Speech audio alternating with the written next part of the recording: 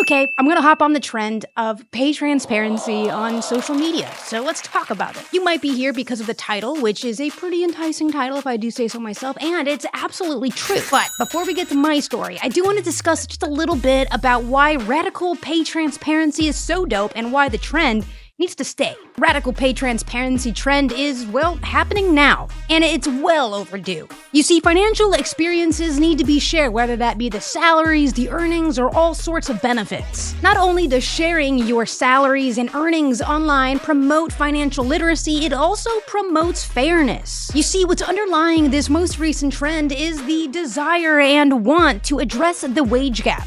Because believe it or not, there is still a very serious wage gap between men, women, and all other sorts of marginalized communities. And this trend is encouraging openness amongst, well, everybody.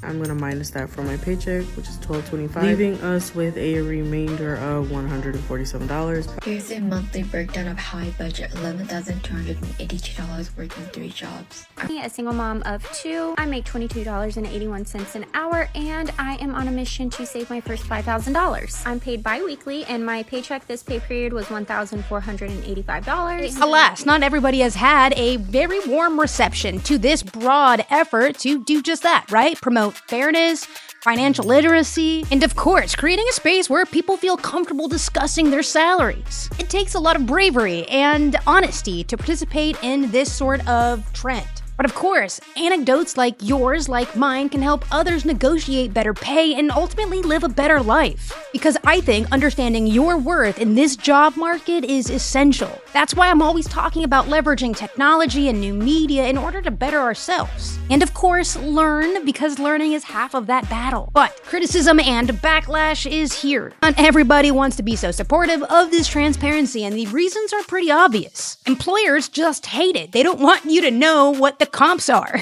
You see, when you're looking for a house, you can look at the house beside you and say, well, this one sold just last year for this price, and now we're gonna comparably sell this house at that price. And you'd think maybe jobs might be similar to that, but it's not. Generally speaking, I'm here to share what's going on TikTok and the broader swath of the internet because I think it's important. Like all of the people that have been sharing their story, I think it's time that I share a bit of my journey. I want to promote fairness and pay. I want you to feel super strong in the decisions you make, especially as it pertains to how much you're being paid for the labor you're putting in. Influencers have broken down their money in pretty concrete details. And to see their anecdotes helping others, I thought, well, mine could maybe shed some light and help some others in the startup field. So here's just a sliver of my most recent journey in a startup. I made $100,000 annually at a startup that was recently acquired by Robinhood. How? Well, I did work my way up the ranks. I was a community educator and content creator and community manager and all of these other hats. I started at $70,000 and negotiated my way up. But I really wanted to call attention to a moment I think was a bit of a crossroads in my startup journey. I was doing a lot, and I was doing pretty well, to the point where my boss took me aside and said, hey, we appreciate everything you're doing.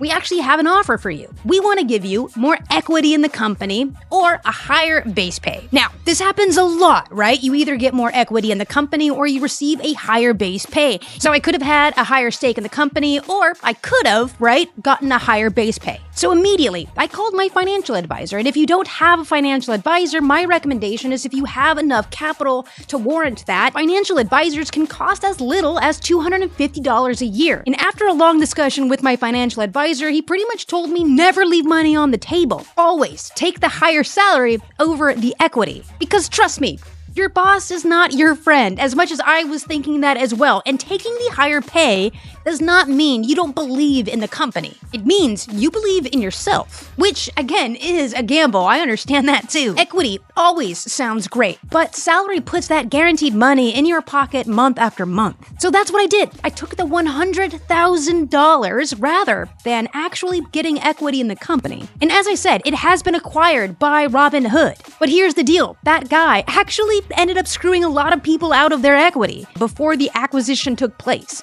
And that can happen to you. It can happen to a lot of people, which is why I wanted to share my anecdotal story here with you. And I only mention that because I learned so much at that job. A lot of mistakes were made, right? Not just by me, but by the upper admin, but a lot was learned. I just wanted to share my story because I think The stories of pay transparency and the journey to earning money to get by in this really, really messed up economy is super essential. So with all that being said, I think pay transparency is probably the most important. I'm usually not this personal on these YouTube videos, but again, I thought this trend was pretty important, and I wanted to jump on here and share my story. If you've ever felt unsure about sharing your salary, don't do it. Just don't do it. It's not that big of a deal. But if you do think that sharing your story might help others in your field, for me, community managers, content creators working at startups, you might want to consider sharing it. Unless it's in your contract, your employer cannot retaliate against you for sharing your truths. In the comments, let me know what you think. Would you choose the higher salary, or would you choose more equity in the company?